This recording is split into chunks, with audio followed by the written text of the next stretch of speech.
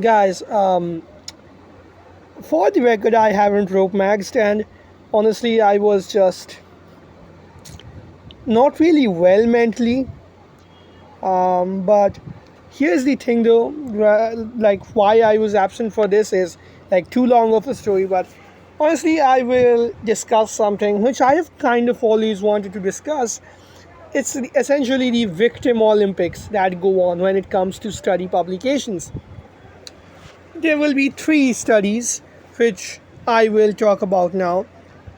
Not really three studies, but rather three different conceptions, three different ideas which should have gone away long ago, but they haven't. Because whatever reaches out to popular culture is just bullshit, filtered through victim Olympics, filtered through all that social justice warrior garbage. Even when the science does catch up, even when science does say that there's no difference, you have these ideas, you have these catch lines always being used to claim victimhood. And, of course, in our society, grant certain types of women no accountability, or just to invalidate male problems as something which is just built by men and they can be fixed by fixing how society is.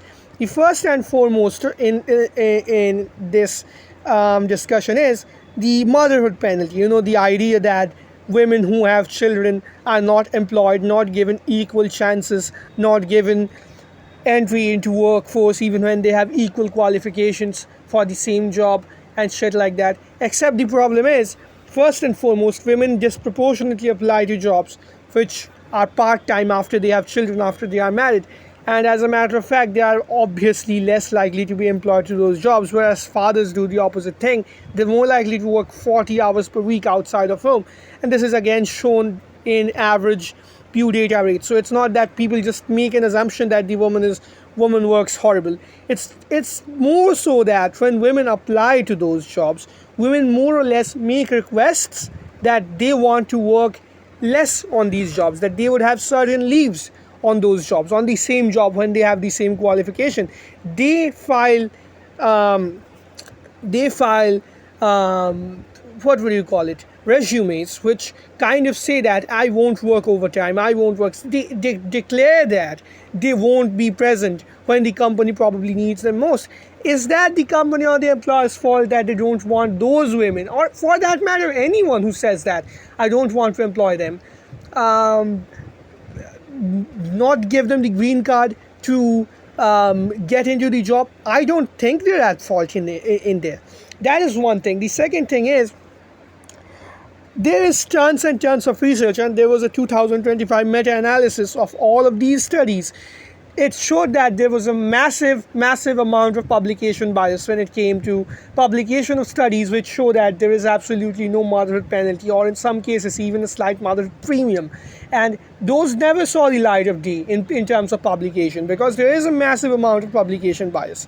I'm not gonna flash I'm not gonna flash um, you know research paper material on the screen like Rehab Room does. I mean, it doesn't even matter. You can just do your own research these days.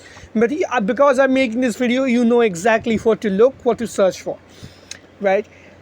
The second thing is, the second among these things is the infamous idea that men leave sick wives 6 times more than women leave sick men. Well, that is just straight up false. Again, this kind of shows how easy it is to spew bullshit against dudes. Anything that validates female victimhood, that I am the worst, I have the worst in this life, that whatever they face is automatically worse, and any narrative which supports that victimhood Olympics narrative, that is what gets published, that is what gets regurgitated, that is what gets constantly peddled in media in every single way that you can think of, you know right? You will have feminists on stream argue about this, catch red pill guys who have no information about this shit, and they will be like they have won. Like, that is essentially what the play of a lot of liberals is, using the data to gaslight people. And yeah, Rehab Room is absolutely right about that again. But the guys who originally did that study in 2009, they retracted their findings in 2015 that they were completely wrong. There was no difference. They made a coding error which showed that kind of a skew. It is one of those facts which doesn't exist.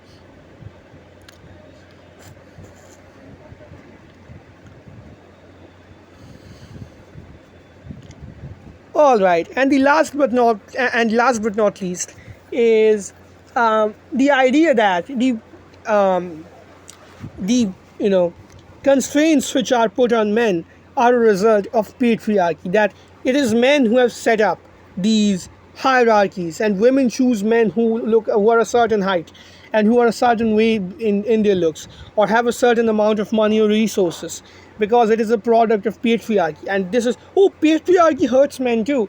Well, here's the ultimate fact about that. In every single patriarchal society, male reproductive skew is lower. It is lower than um, female female-led societies in primates. The only female-led primate, the bonobos, are, and this will be a bit rough on the ears, so hold on. Later on, but what I will talk about immediately is not that rough on the ears. Um, the bonobos actually have a higher reproductive skew than the males. And this probably deserves a separate video of its own. Why these debate me bro atheist YouTubers grew up like, they just grew unlikable over time. The thing is, and I will just make a little note on that. These people no longer discuss things which are genuinely intriguing ideas. They have their own holy cows in place. They wouldn't question certain things because that annoys them. That doesn't go along with what they feel is right. For example, they will go on and on about how calling someone an alpha male, or believing that alpha males is a stupid thing because it's based on a wrong study on wolves. And honestly, in which case my question is, then why do you call anyone who doesn't agree with you an incel? You are committing that similar kind of etymological mistake anyways, right? It doesn't matter what someone calls it. I point at a fan and say, that piece of shit ventilates the house. It doesn't matter what I call it. It matters if what I am saying is right. If Andrew Tate says that make a lot of money, or if Clavicular says that just be as hot as you can be, and these people say that they're an alpha male, and they say that these are ways that you can maximize your success, it doesn't matter what they call that kind of a man. They call them alpha, they call it the pisty, pisty, like boiling leaves in piss. It doesn't matter. Pisty male, yogurt male, alpha male, pussy male, doesn't matter, guys. Doesn't matter.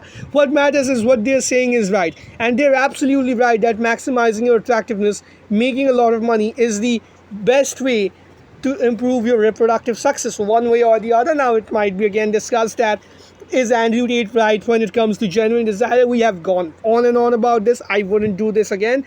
I wouldn't discuss the flaws of red pill again. But here's the thing: these atheist guys, they will put down anything that is related to showing that women don't choose entirely on the basis of personality and goodness, right? And as a matter of fact, these people constantly act and behave on this idea that patriarchy is the thing which makes women choose taller men, which makes women choose richer men, which makes women choose men who have better faces, or men who have lower body fat percentages.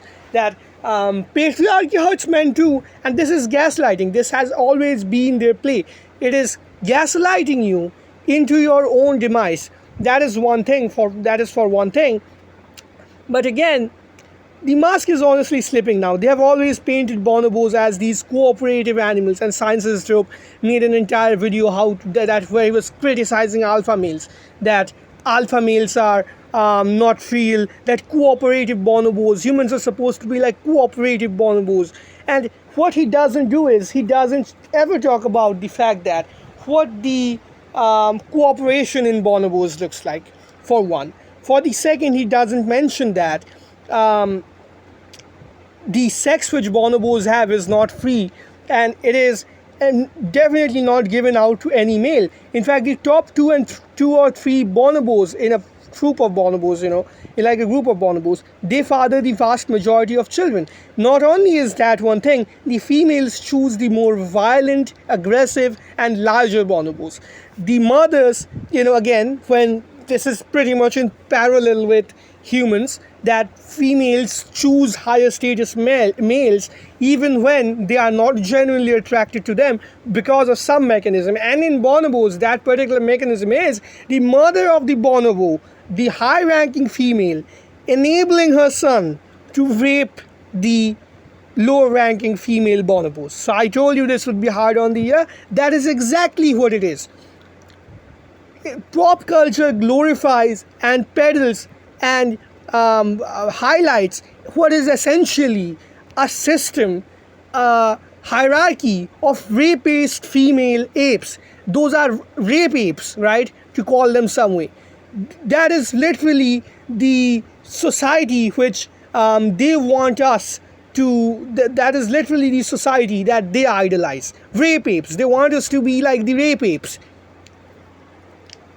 And the entirety of the genital on genital rubbing is nothing like recreational sex in bonobos. It is not entirely pleasure. In fact, the vast majority of those are not because of pleasure. It's the higher ranking female rubbing her genitals on the low ranking female to assert dominance over her.